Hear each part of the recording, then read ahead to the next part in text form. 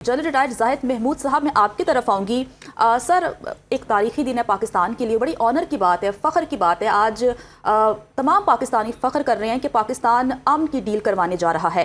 अगर हम दोनों फ़रीक़ैन की बात करें तो ईरान की जानिब से एक एतमाद का फुकदान अमेरिका पर नज़र आ रहा है। इससे पहले भी हमने देखा है कि जब मुज़ाकरात हो रहे थे तो उसी दौरान अमेरिका ने ईरान पर हमला कर दिया था। ईरान की नज़र में हकीकी मुआहिदा क्या है? उनका कहना है कि जो हमारे निकात हैं, जो 2-3-4 निकात हैं, वो माने जाएंगे तो हकीकी मुआहिदा होगा।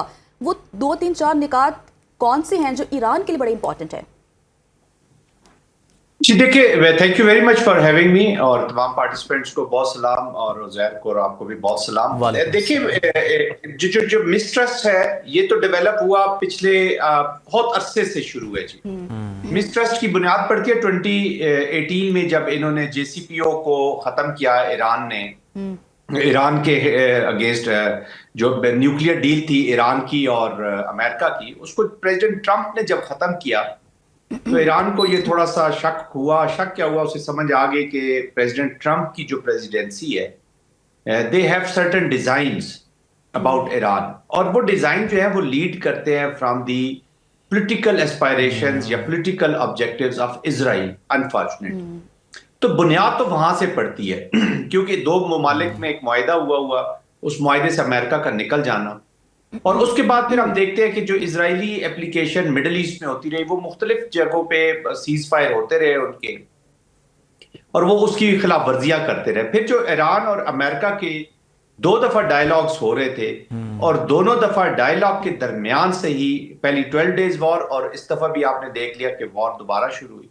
तो दैट हैज अ हिस्ट्री, वहां से ये शुरू होते हैं। अभी आपने जो नुकात किया है कि ईरान की क्या, ईरान ने बड़ा क्लियरली एक तो होलसम पैकेज की बात की है कि जो लेबनान में भी जो अटैक्स हैं या जो और भी फैक्शंस हैं लाइक हिजबुल्ला वगैरह, उनके खिलाफ भी जंग बंदी के ऐलान कीजिए, और खासतौर पे लेबनान का जो कॉन्टेस्ट, किस पूरे कॉन्फ्लिक्ट को इस तनाजुर में लिया जाए, इस डील में लिया जाए, एक कंप्लीट पीस का पैकेज लेकर आया जाए। एंड मेनली तो यही हर्डल्स हैं कि आप उसको ब्रेक न करें। और फिर सेकेंडली जो 10 नुकात भेजे थे ईरान ने अमेरिका को, उसमें से वो कहते हैं जी, जैसे वो न्यूक्लियर के ऊपर कमेंट्स आए हैं, 2-3 पॉइंट्स ऐसे हैं, न्यूक्लियर हो गया, ये हुर्मस का हो गया, उस पे जो टैक्सेशन लगाने का, और ये जो लेबनान में वॉर की है इजराइल ने, इसको सीज फायर, तो ये 2-3 शराइत उन्होंने रखी हैं। अब लेट्स सी वो किस तरह आगे जाते हैं। I am keeping my fingers cross, लेकिन लगता है कि ये डायलॉग तो होगा। बिल्कुल सर, अगर हम देखें,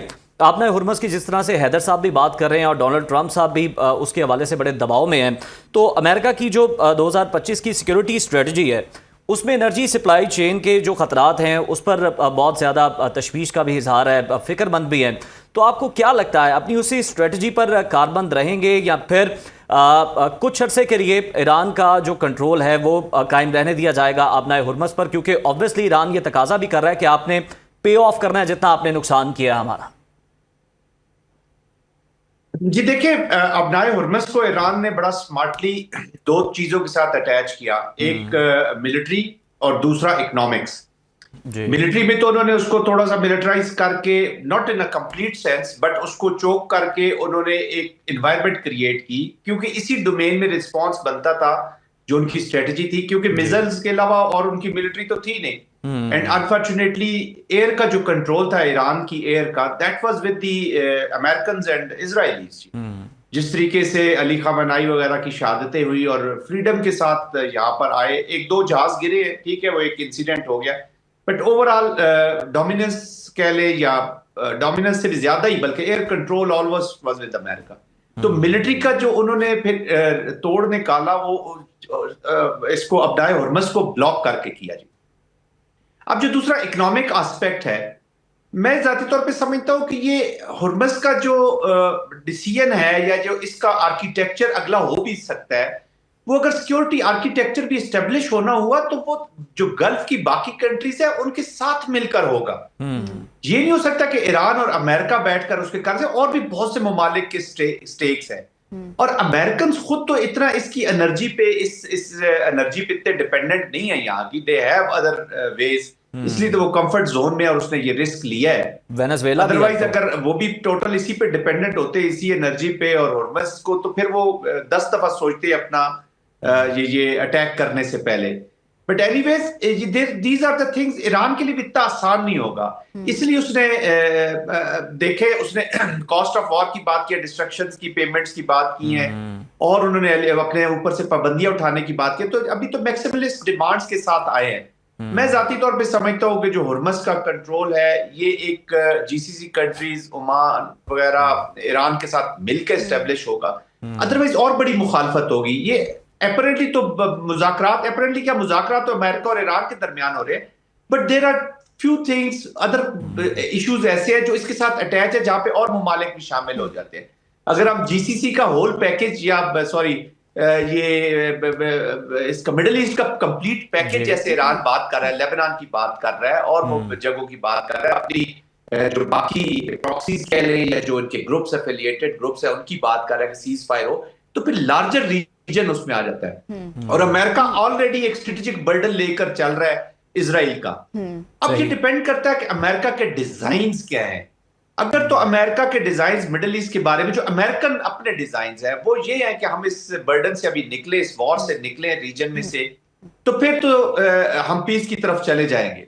کیونکہ جو پاور پروجیکشن اسرائیل کرتا ہے وہ امریکہ کے سر پہ ہی کرتا ہے. ٹھیک ہے, اسرائیل بھی بہت طاقتور اس نے فوج کر لی ہے, لیکن اس کی بجٹنگ, اس کی فیڈنگ, سارا جو ہے وہ موسٹلی, اور ٹیسٹ اپروولز, پھر ڈپلومیٹک پولیٹیکل ویٹ اس میں ڈالتا ہے امریکہ. اگر امریکہ اپنے آپ کو ڈس ایسوسیٹ کرتا ہے اسرائیل کے ساتھ, تو پھر تو ہم بہت لارج پروٹریکٹڈ لانگ پیس کے لیے جا رہے ہیں. اگر ابھی تک امریکہ کے ڈیزائنز یہاں پہ آبجیکٹیوز کو سمجھتے ہیں کہ مکمل نہیں ہوئے, دین وی ہیو اے سچویشن. اور مذاکرات میں قومیں پہنچتی بالکل, مذاکرات جو ہے ہم اس کے حوالے سے بڑے پر امید ہیں. جنرل صاحب, ایک تو ہم دیکھ رہے ہیں کہ یقیناً مئی وار کے بعد یہ اعزاز جو ہے وہ پاکستان کو ملا, اس میں جو پاکستان نے اپنی فتح ثابت کی اپنے مسلز کے ذریعے, اور بتایا کہ بیرونی طاقتوں پر, قوتوں پر انحصار نہیں کرنا چاہیے, اپنا دفاع خود کرنا ہے. اور اس کے بعد آج پاکستان کی پوزیشن اتنی زبردست ہے. جی دیکھیں, میں ایکچولی مسکرا رہا ہوں. میں I just wanted to appreciate Haider one man army ہے سر, تنہا انڈین چینلز پہ. جی جی بالکل. جس طریقے سے وہ, مجھے تو ڈر لگ رہا ہے, انہوں نے جنرلز کو چھوڑتے نہیں, انڈین جنرلز کو نہیں چھوڑتے, یہ نو کہ مجھے بھی کوئی نہیں سر. بٹ اینی ویز حیدر پاکستان کا نیریٹو لے کے جا رہے ہیں, اس کی پاکستانیت جس طریقے سے وہاں پہ ہم دیکھتے ہیں.